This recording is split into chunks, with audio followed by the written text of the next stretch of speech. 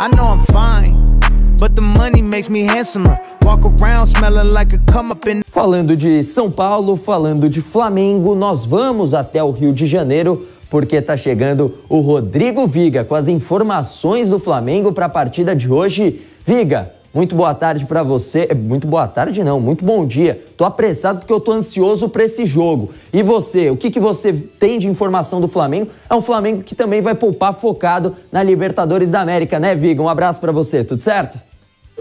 Fala, Chacon, bom dia pra você, para o nosso ouvinte, espectador internauta da Jovem Pan. Segura o coração, rapaz, tá ansioso pro jogo de logo mais, mas acho que essa ansiedade deve estar muito mais do lado do torcedor são paulino do que do torcedor do Flamengo. Explico por quê. Tá vendo aquela fila de pessoas ali atrás? É uma pequena concentração de pessoas, pequenos torcedores, né, do Flamengo, uma pequena concentração de torcedores do Flamengo que já estão trocando seu ingresso para o jogo de terça-feira da Libertadores da América, jogo de volta contra o Corinthians. O Flamengo, é claro, no que for possível, vai tentar vencer todos os seus oponentes, todos os seus adversários, mas o foco principal, eu diria que nesse momento, é a Libertadores da América. Tanto que, como se diz aí no jargão do futebol, o Flamengo vai com a baba, logo mais à noite, diante do São Paulo, em São Paulo. Agora, não é aquela baba de cachorro cansado que eu brincava antigamente, né?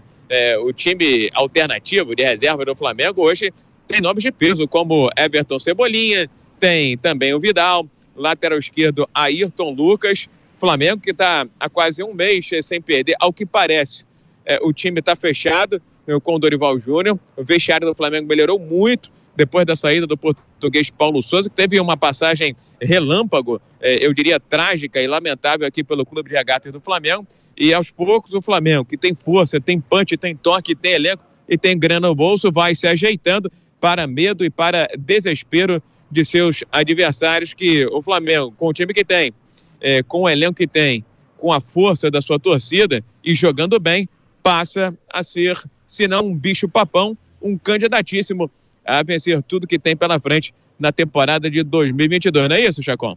Olha, o Flamengo é um timaço, né? Mas quando você falou, e até depois você corrigiu, né? Quando você estava falando que hoje o Flamengo vai com a baba, eu olhei e falei assim, não, pera lá, que baba é essa?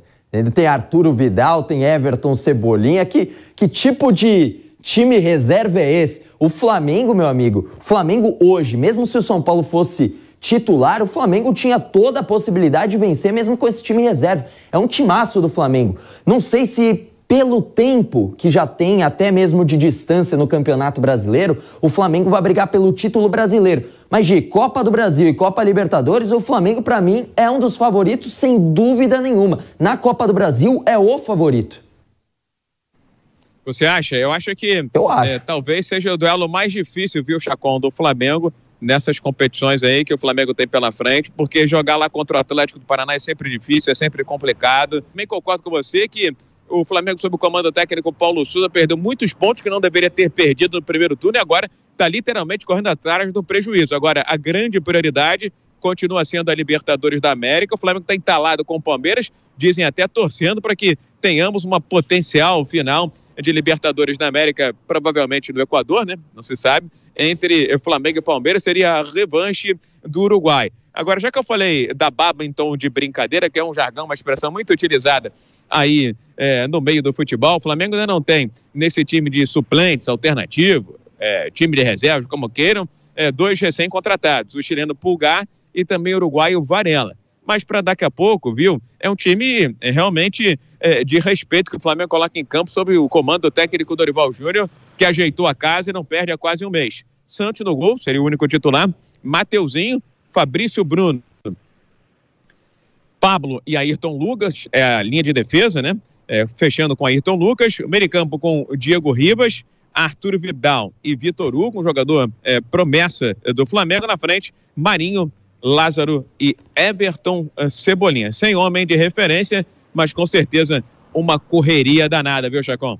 Por isso, eu acho que o Flamengo, claro, tem um confronto complicado, ainda mais a decisão sendo agora lá na Arena da Baixada. Mas eu ainda acredito que é o favorito. E passando, e aí pode pegar o São Paulo, pode pegar o América Mineiro, pra mim o Flamengo já é favorito também a chegar na final e na decisão é melhor do que todos os times do outro lado da chave, Viga.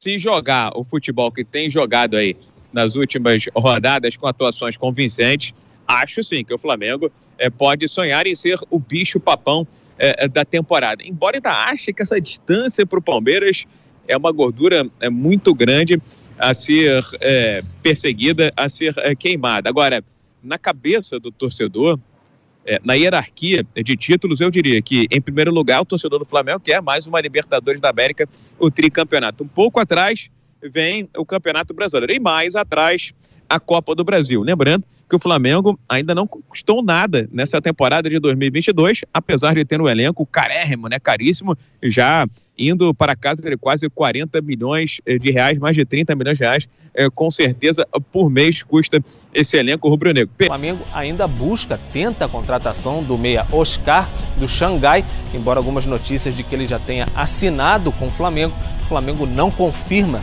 essa informação. Tem alguma coisa já encaminhada com o jogador, até bem encaminhada, porque já tem um anúncio da contratação pronta, mas o Flamengo não confirma que tem a liberação do Xangai para contar com o atleta até o fim da temporada, em novembro. Deixar claro, mais uma vez, que ainda não tem nada. O Flamengo jamais teve qualquer negociação com o clube chinês. O Flamengo vai aguardar até aonde se achar confortável e que se tenha a liberação para que a gente possa, aí sim, definir essa contratação. Tá, e o São Paulo deve mandar a campo um time mais misto. O Flamengo é um time reserva, mas o time reserva do Flamengo tem muito boas peças, né? Vale só para citar aqui Arturo Vidal, Cebolinha, o Diego no meio de campo, mesmo sendo em São Paulo, jogo duro pro tricolor. E jogadores que, por exemplo, eram titulares recentemente, né? O Ayrton Lucas pela esquerda, o Mateuzinho pela direita, os dois laterais que eram aproveitados como titulares. Pode ser um grande desafio para o São Paulo, porque é uma equipe que está em 3 frentes, tem essa vantagem na Copa do Brasil, a mesma vantagem que tem na Copa Sul-Americana. Mas tem um Flamengo que, no último jogo, que atuou com a equipe reserva, jogou muito bem, principalmente o primeiro tempo contra o Atlético Goianiense. Por isso que eu acho que há um equilíbrio nesse jogo. O pensamento do Flamengo, claro, é no jogo contra o Corinthians, apesar de ter uma vantagem muito boa. Mas olhando para o Campeonato Brasileiro, é uma equipe em evolução e que pode encostar ainda mais, né, nos primeiros colocados. É um time que já ali flerta com o G4 do Campeonato Brasileiro. O São Paulo, olhando do ponto de vista de pontos corridos, precisa melhorar. Fez um primeiro turno de até alguns desempenhos interessantes, mas de resultados nem tanto. Ficou ali próximo do Santos, por exemplo, né, que a gente colocava um time que também não fez boas atuações no primeiro turno, mas nos mata-matas vem muito bem. Então, olhando para o meio da semana, são dois times que vão olhar com muito carinho, claro, para as competições internacionais, mas não podem abrir mão de um Campeonato Brasileiro que, se não escorregar no mata-mata, os pontos corridos passam a ser a válvula de salvação, né, a tábua de salvação nessa temporada de 2022. O time reserva do Flamengo ganhou do Coritiba bem também, né? Foi outra boa vitória dessa galera aí que é boa de bola também e mantém um pouco do pique do Flamengo, que vem numa sequência vitoriosa. Agora tem o Oscar, né? O Oscar quer acompanhar o nascimento do terceiro filho dele no Brasil, por isso foi liberado pelo clube chinês para treinar. Agora a questão é, será que vai conseguir jogar pelo Flamengo? Tudo indica que sim, pelo andar da carruagem. E aí, o Oscar é uma boa para esse time? É uma boa.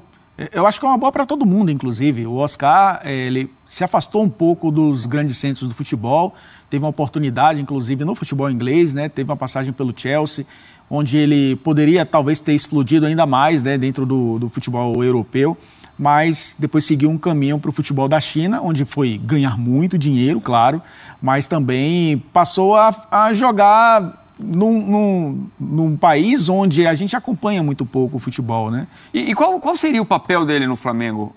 Em princípio, um reserva de luxo? Hoje, sim. E a gente já falou sobre isso aqui também, né, no caso do Vidal. O Vidal certamente foi contratado para ser titular, mas está esperando um pouco a oportunidade, porque no meio-campo tem 2 jogadores que vêm muito bem. O Everton Cebolinha, a mesma coisa. O Dorival achou um 4-4-2, onde o Pedro e o Gabriel têm se entendido muito bem. Então o Cebolinha está aguardando o momento dele. O Oscar, nesse sentido também. Mas aí é olhar para onde ele vai disputar essa posição. Nesse momento, quem faz a função do meio armador é o Arrascaeta, porque o Everton Ribeiro joga um pouco mais pelo lado. Na China, o Oscar muitas vezes era segundo atacante, ou seja, ele pode até fazer a função de um dos dois lá na frente. Então ganha muito o Dorival, caso essa contratação seja concretizada. Aí, parafraseando o Marcos Braz, né, ainda nada certo, mas é um jogador que pode aí desempenhar tanto a função de meio armador, como também de um segundo atacante.